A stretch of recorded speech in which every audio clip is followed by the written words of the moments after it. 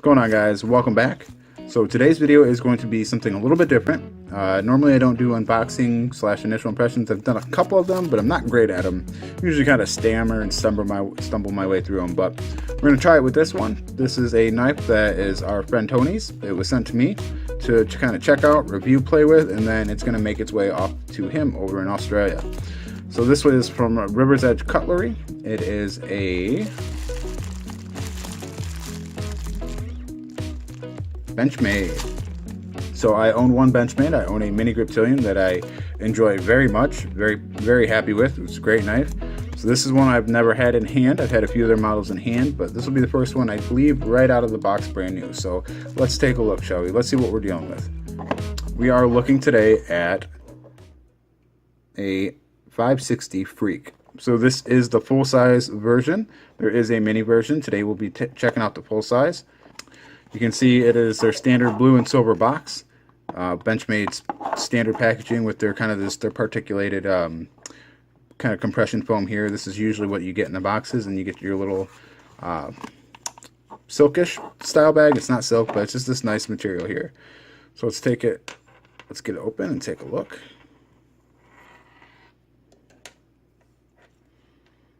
There she is. So I think I might just take it off camera for a few minutes and play around with it. Well, we'll show you guys what we're dealing with right off the bat. Let's take a look. It's got your little access tag, which I'm pretty sure all Benchmades come with this here. Just a little, see what it's got. There you go. Should have been able to read that. It tells you about the pocket clip.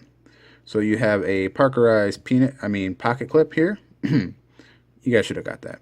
But it is going to be a right hand tip up carry. You do have options for a left hand, so lefties rejoice. So Mr. Brad Griffin, kind of pay attention here. We might have something here for you.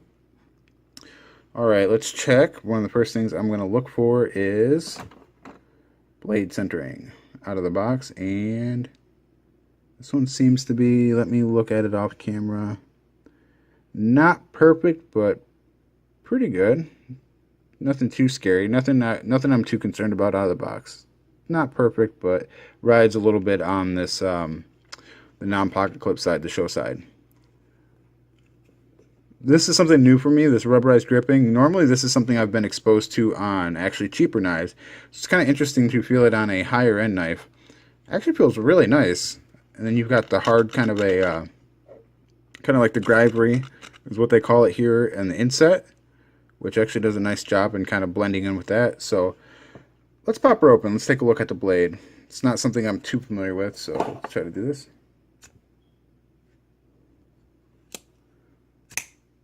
There we go. Whoa.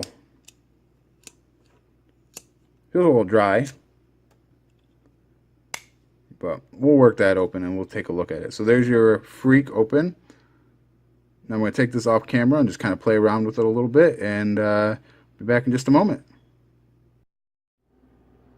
Alright guys, so we're actually off camera here for a second. I mean, well, we're on camera, but we're off the workstation. So kind of want to show you what I found out. Here is the action.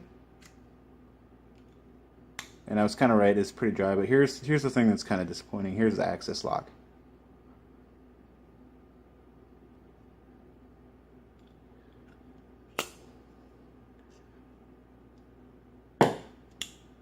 They hit my wall. I'm going to mark it up. I'll just tell the wife the kids did it.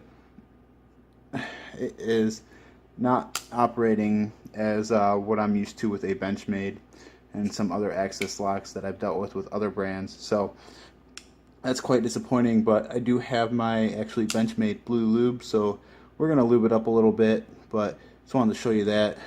That's pretty disappointing out of the box. That comes that way. When somebody like, hold on one second. Alright, and we're back. Somebody like a San Renmu, like, right out of the box. I mean, obviously this isn't right out of the box, but the action on this now is very similar to how it was right out of the box. Pretty good. So, just a little status report on that. Obviously, all this is going to be, Tony will know about all this by now. I'm going to give him an update, but I just wanted to show you guys. Alright, let's get back to some tabletop. And we're back. So that action, as you can see, is quite disappointing, especially from a Benchmade. I mean, they made the axis locks. It's their staple. So I would expect it to act like an axis lock, and this one isn't quite behaving the way I would hope it would. But I've got my lube, and we're going to lube that up here in a little bit. But let's check out some of the other aspects of this knife. I do like the blade design. Very nice. Got a nice sharpening area down here. I did already check the blade sharpness out of the box, and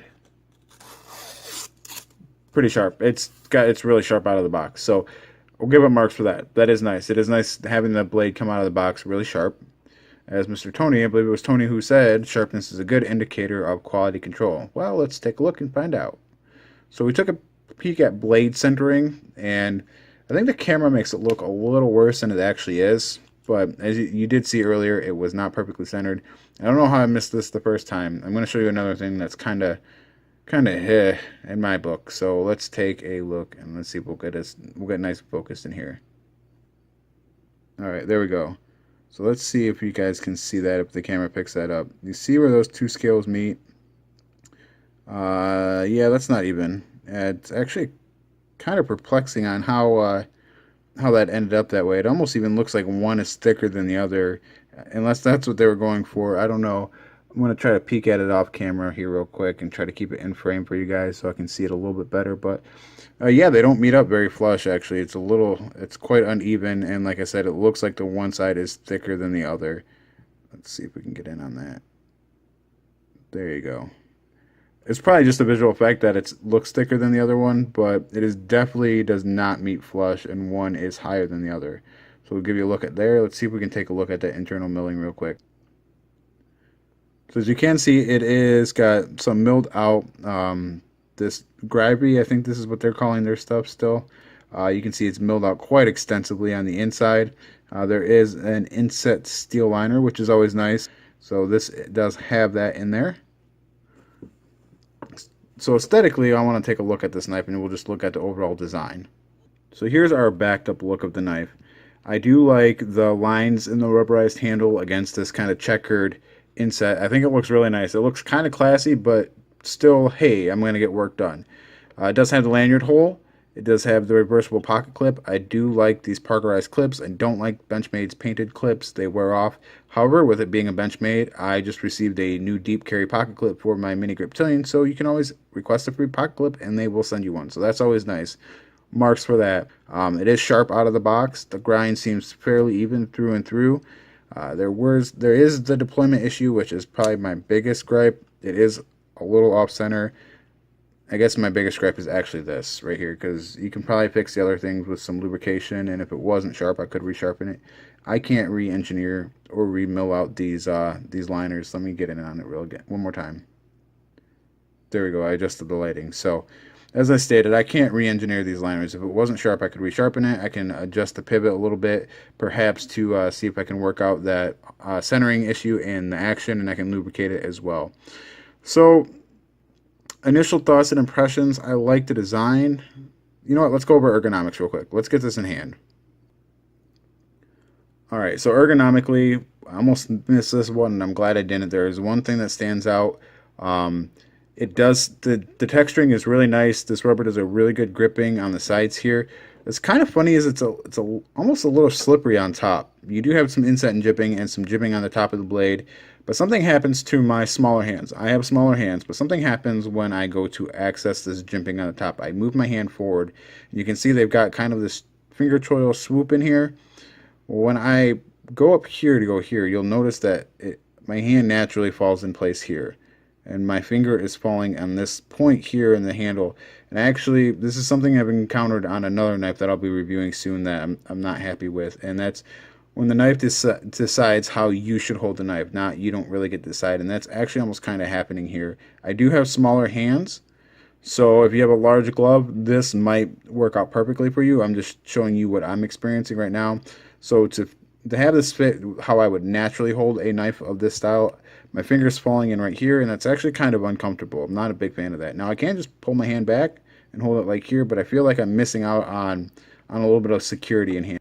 All right, so final thoughts and impressions. I brought out a couple of knives over here that we're going to go over really quick. Now, I'm probably going to be more picky on a knife that somebody else has paid money for than I've paid on myself. I don't know if that makes sense, but I know this is going to a gentleman who greatly appreciates knives, and I want him to get the best knife possible, so I'm going to kind of probably pick a little bit more than I would than one of my own knives, because I think I would just kind of settle. So let's take a look at a few different knives that I want to use as an example against this one. Let's take a look at another Benchmade with an access lock. Sorry if that's hard to see on camera, but this access lock operates very nicely. And this one's been modified by me, and I did this copper wash on it, and actually slowed down the action a little bit when I added that material to it, but it still operates nicely. As far as the ergos, which we went over on the knife having this kind of this finger choil here for my knife, I have smaller hands, and you know, I stated that that was something that was uncomfortable, so let's take a knife that did it right, a bigger knife designed for larger hands that actually fits naturally in the hand really well. And we're going to look at the Spyderco Manix 2 Lightweight. And that's a knife where it has this here and it has this here, and to access that jimping, either grip is comfortable. You can see my hand naturally fits right there, and I still have access to the jimping on the blade, whereas I don't quite have that on the Freak. So to access this, I'm almost doing an unnatural, to me, to my smaller hands, grip on the blade, which is quite uncomfortable. And then, to kind of showcase the finish on the scales with the plastic, I brought out a familiar knife that you guys know, and you guys should know from my channel, and that is the K-Bar Dozer. Now if you look, this has plastic scales that are just injection molded and put together, and these ones line up really well. Let's get in on there really quick. Sorry, I had to play around with the camera to get it to focus in on the Dozer. As you can see, it has injected plastic scales that have been put together, and this one fits in really well. Now granted, this isn't two pieces joining exactly in the middle. There's kind of this like backspacer piece here, but this goes together really well, and this is a $20 knife. So to see that on the Benchmade, which is a plus $100 knife, is kind of disappointing. Kind of go back to the Freak, and we'll talk about that and then wrap this up. So overall thoughts and impressions out of the box, without any carrying of this knife and playing around with it, no lubrication, no adjusting the pivot. It's not very impressed. It's a plus $100 knife, and I've seen better value on knives that are very similar to it, even other Benchmades, and a $20 knife on certain aspects. And even I would say out of the box, the action on the Dozer was actually a little bit better. So not impressed right off the bat, but we're going to give it some time. We're going to lubricate it, and I'm going to carry it around and see if it can kind of sway my thoughts and opinions. So thanks for watching, guys. Tony, hopefully you can see this. If you haven't gotten a hold of me by the time this has come out, you'll see this, and then hit me up and we'll kind of talk about this knife and get your thoughts on it. Alright guys, thanks for watching the Mini Freak. Not crazy, a little freaked out by the price tag and the quality so far. Alright guys, have a good one. We'll see you really soon.